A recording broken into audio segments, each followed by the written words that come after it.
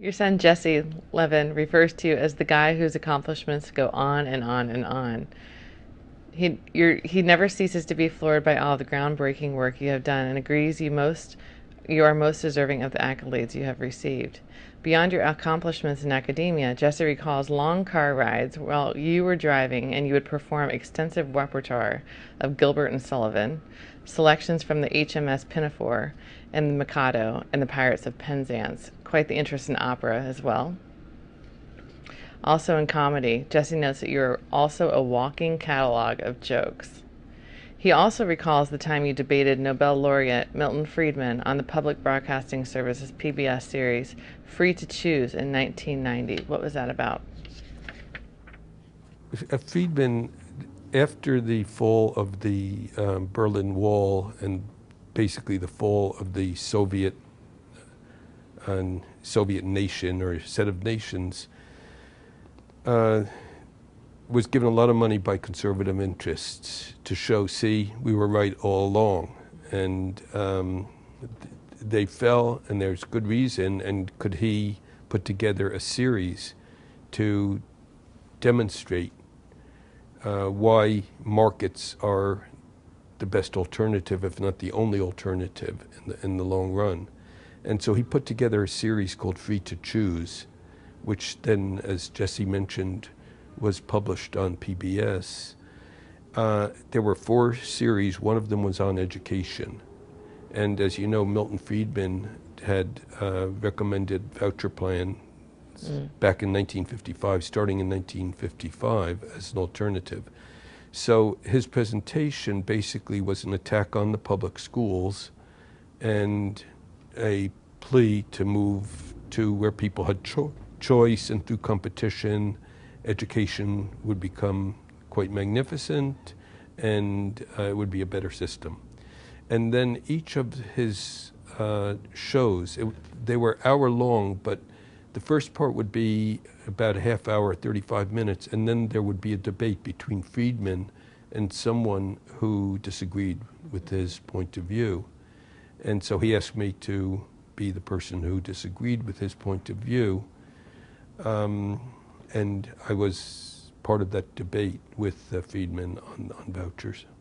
And we'll address that in a little bit too. Your son David Levin remembers your frequent trips into San Francisco. Tell us about the time the waiter in Chinatown told you so. Oh, there's a famous restaurant in Chinatown called Sammy Waz, and it's a noodle house. And we had heard from the newspaper, it was very well known, Herb Caen, who was a columnist for the San Francisco Chronicle or Examiner, would constantly talk about getting insulted at Sammy Waz. And so one day we were all in Chinatown together, Pilar and I and the kids. We brought up all the kids lived with us, even though the first 3 were from my first marriage. And so we were there, and we went to one of the middle floors. This was kind of a vertical restaurant with different small floors, all cut out, kind of, I don't know, Lego style or erector style or whatever.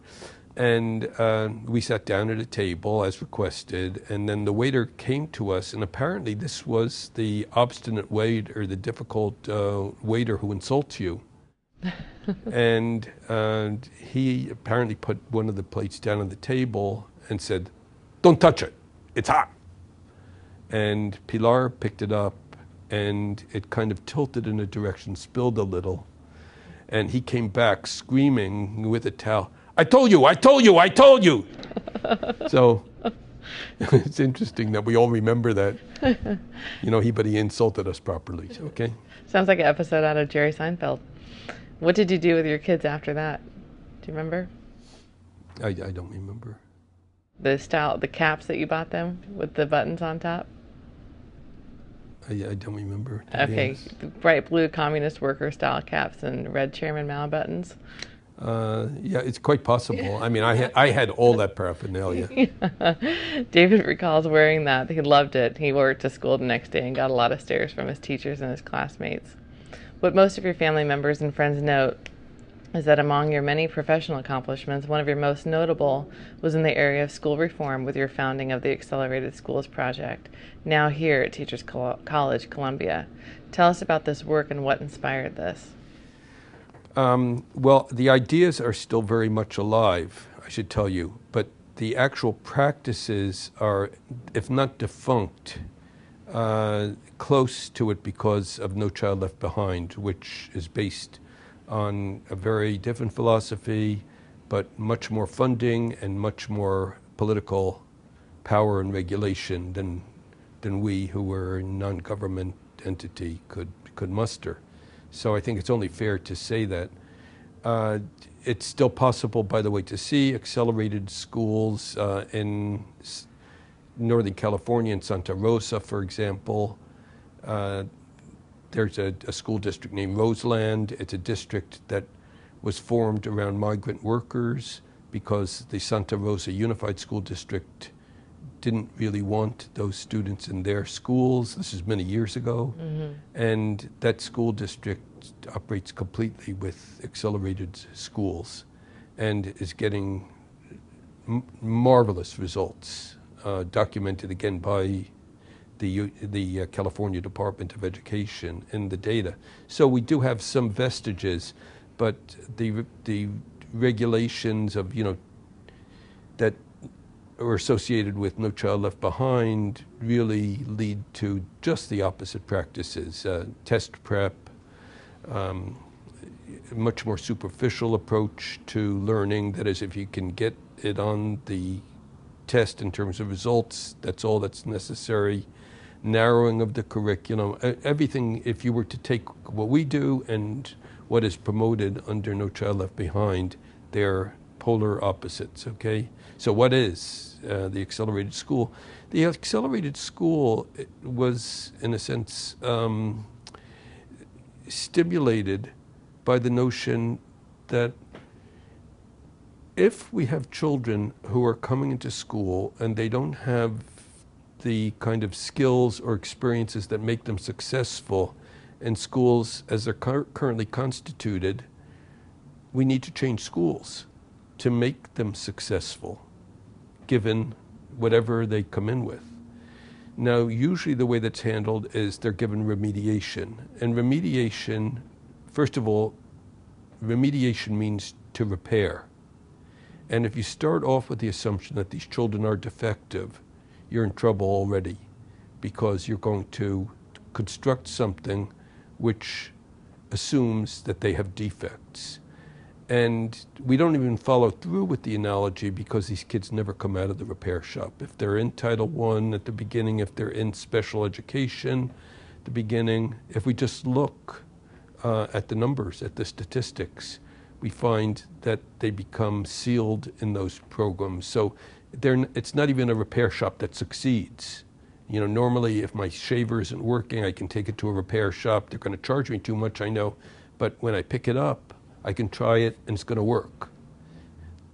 Even the name remediation is wrong because that's not typically what happens with these children. So going back to basics, all of these children should be in a healthy mainstream. I say healthy because the mainstream is often defined as some proficiency on a narrow test, and I'm not sure that that's what I have in mind. It's much broader than that. But to do that, if you want to say that they don't have the experiences when they enter school that have them enter the mainstream, then you don't want to slow them down, which is what remediation is. Remediation basically is to simplify the curriculum, to simplify what is taught, and to reduce the level of challenge so that they learn it well enough to get some basic score on a test. And we said, no, logically, if you want these kids in the mainstream, you've got to accelerate their growth and development. So how do you do that? Well, we have a precedent, which is to provide enrichment and gifted and talented instruction for one group of kids. And the question is, why can't that work for all kids? What is enrichment? What is education for gifted and talented students? it's basically getting them involved in real-world projects that have deep components as well as the kind of lower-level fact operations kinds of things that you want. But when you talk about remediation, you limit kids to the drudge, to the fact tables, to operations, rules, and things of this sort. And that's not an inspiration for engagement or learning, and it doesn't build on people's experiences in the Dewey sense, which is what they bring to the table. So the idea then of accelerated schools was to make a school in which we build on the strengths that children bring to the school, that we use an enrichment approach in order to do that, and in which the school becomes responsible for making those decisions, not just for test scores. And so that was the basic idea. And it turns out that it's very attractive to a lot of educators, at least in theory. But it means that they have to change what they do. That becomes tougher. Implementation, and particularly leadership, getting a principal who not only understands this, but continues to provide the opportunities for people to work together, to bring these practices into the school. Those are real challenges in the present American schools. Nevertheless, by the year 2000, we had about 1,100 schools in 41 states. We had 50 schools in Hong Kong.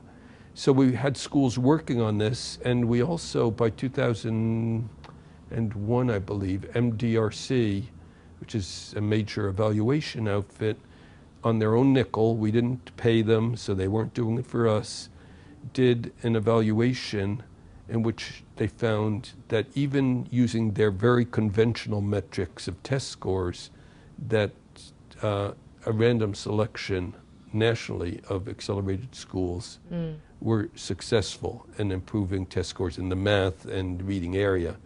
We had some problems with it, but we didn't pay for it properly. I mean, these evaluations should be independent. We had some problems because our goals weren't the traditional test scores. Sure. So the fact that they did well on the test scores, and that these were children who were considered to be very much at risk, was of course important to us, but we would have loved to have an evaluation of what we were trying to accomplish as accelerated schools in terms of participation, engagement, the evaluation of projects that the kids were doing, deeper thinking, and spinning off ideas, and all the kinds of exciting things that we think are really important in a good education. So if you were in charge of the reauthorization of No Child Left Behind, would this be foundational to that effort? It would be foundational, but the question is, do you really get good change through regulation? I don't think that you create accelerated schools through regulation. You create them through persuasion. It's a much better life for a good teacher. It fits a teacher's ideas count. When we say build on strengths, we mean not only the children's strengths, we mean the parents and the teacher. And that gets you thinking very differently. Most schools start off with the notion that the parents have weaknesses, not strengths. That's why you're getting these kids who are not well prepared. Who need repair. So yeah, so if you start off there and you don't realize, a lot of teachers would confront me and say, oh, you coming from academia, yeah, the parents have strengths. They don't show up for the conferences, they don't respond to notes that we send them, and so on. So what are their strengths? Tell us. And I always ask, well, do you think they love their children? Yeah. I said, do you think they want their children to succeed in life? Or do they want their children to fail? Yeah. I said, those two passions are powerful strengths you can build on if you can make connections with them. If you can show them out of their love for their child and the fact that they can help their child succeed, you can motivate them to move in all kinds of directions. They may not be in terms of raising money for the PTA, but they will be in terms of asking a child to explain a particular project that he or she has worked on. I said there are all kinds of behaviors that we can talk about, just building on those two. If you acknowledge that they love their children, most of them don't hate their children, they're sending us the best children they have, they don't have another set at home. And the fact that they want their children to succeed, they haven't set out in life to have children who are going to fail. I said, so what can you do with that? You know, so much of it is just common sense, it's logic. But the thing is that the culture of our schools and the culture of the Arnie Duncans of the world, who's not the worst, don't get me wrong, but not the best either. No imagination, no real leadership. He's a followership type person. Lead us to the kind of wrong practice and mediocrity that we have in so many of our schools. One of those around you who is most proud is your present wife of 36 years, 40 years together, Pilar Solar. Tell us about Pilar. Well, Pilar opened up a whole new perspective to me. I came from a family that I was, I guess, fourth generation American. So my family really had no special cultural or linguistic traditions. I grew up in a community where there wasn't much contact with others who had different backgrounds. And the result was that when I met her and we got together, culture can also be very conflictual. But she opened up a whole new way of my understanding the world, not just for her culture, which is Spanish and Latina, but more generally. And interestingly enough, from my perspective, for today's youth, who even when they're in high school go abroad, I, at the age of 31, had never been out of the country, ever. Not even to Mexico from California, okay?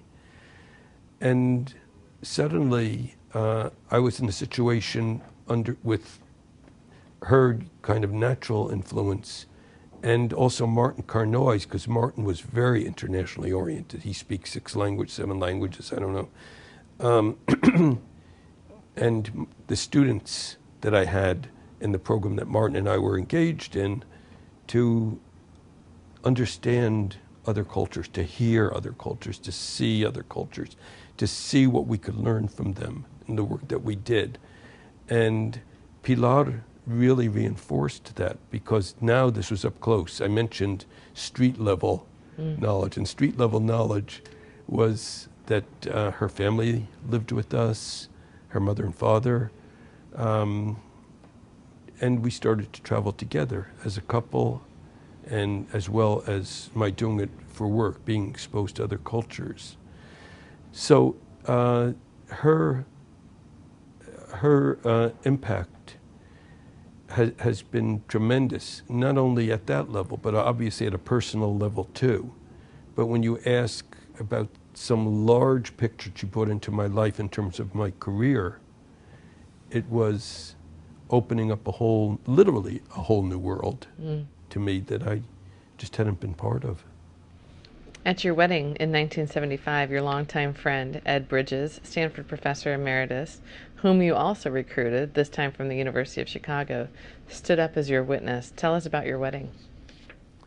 Well, Pilar and I had been living together since basically 1971. And we had talked about marriage, but it was complicated. We had gotten the kids for reasons that I really don't even want to go into, because they're too bad memories and just it's not worth going into. But at that time, we had 3 children from my first marriage, and there was a lot of system maintenance that we were engaged in every day, from my getting tenure in 73, remember we started in 71, to kind of the financial challenges in those days of not only maintaining a household but paying alimony and also paying money for the kids so that they could stay with my ex-wife when she wanted them, which was not very often, but the money had to be there. And then Pilar was going to school. She was taking a master's degree in public health. So there are a lot of exigencies. Nevertheless, we did discuss marriage, and at some point, I guess we got the requisites, blood tests and marriage certificates, but then the stuff sat in a drawer. And then one day in early September, it was extremely hot in Palo Alto. Palo Alto doesn't get very hot. It's not like Phoenix. This day, it may have been over 100, which is unbelievable for us in Palo Alto. Even 90, if you hit 90, that's an unusual day. And so I was kind of lethargic and thought, what should I do today? And I went to her and I said, well, maybe we should get married today. And she said, fine. And so I called Ed Bridges, and Ed called his wife, and we then called the courthouse and got a judge to give us time, 4 o'clock in the afternoon, late in the afternoon. And we all dressed up because we knew we wanted to take our own pictures anyway. And we went over to the courthouse and met the judge, very nice man, Judge Feingold. And he was about ready to do the ceremony when he said, no, is this going to be a single ring or double ring ceremony? I didn't even understand the question, to be honest with you, but I figured out the proper answer is this is going to be a no-ring ceremony. He said, a no-ring ceremony it is, and he did a no-ring ceremony for us. Pilar remembers when you had long hair and you let her give you a perm. She said you looked like Albert Einstein and could not get out the door without twisting your head sideways. She said she was laughing so hard, as were you. What happened? Well, what happened is she was very pregnant, and she was so uncontrollable in her paroxysms of laughter that her water broke. And so we had to rush to the hospital. It's very embarrassing for me because I knew my friends would come over there too. But I found a hat, put it over my head, and for the next 3 months, I wore that even, no matter where I went, even sleeping, even sitting on the commode, I wore that hat. And you had Josh, is that right? Was that the son that you had then?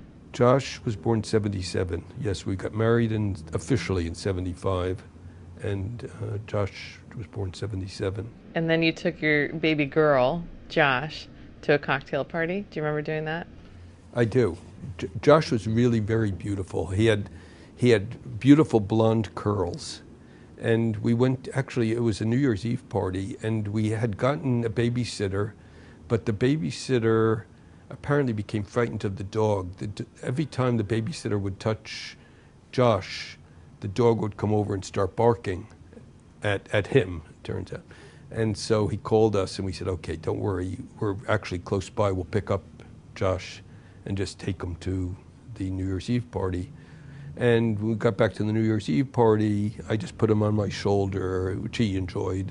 He was only probably maybe a year old. This is, I can't figure out the date, but maybe the 78, 79 New Year's, that's in all probability. So he would have been somewhat over a year. And I just put him on my shoulder and would talk with people, would walk around, milling around with other people, and we were talking, and he was up there. And so people were coming over and saying, oh my God, she is absolutely beautiful. She is gorgeous. Oh, what a smile she has. And then someone said, and what's her name? And I said, her name is Joshua. And they looked really funny at me, but I had had enough to drink that it seemed to make sense. That's funny. Josh hopes that, as you wrote in one of your book dedications, that you're proud of the good work that he does, whether one defines that professionally or via the terror your little accomplice caused Pilar. Bianca. While at Stanford, your daughter Bianca remembers you walking her to school, singing opera as loudly as you could. Were you trying to make her a stronger person by doing that? No, I was trying to make her embarrassed. That's what she said. Why to this day should Bianca be afraid of bamboo trees? Well, we developed a kind of a fantasy. As you probably know, living in Arizona, bamboo just takes over. Here in New York, they say, "Oh, you grew bamboo. Was it hard?" And I said, "No. Once it gets into the ground, it just spreads under the ground, looks for sources of water, and takes over." And the bamboo from our house had stretched out below the fence, and so on the sidewalk on the way to school, bamboo was emerging in the sidewalk. And so we had fantasies about bamboo and how bamboo can take over and can chase you. And so when we would walk to school and we would see these shoots of bamboo coming up through the sidewalk, I would be talking with her, and then I would say, "Bianca, bamboo, bamboo," and we would just take off, running halfway to school to avoid the bamboo getting us.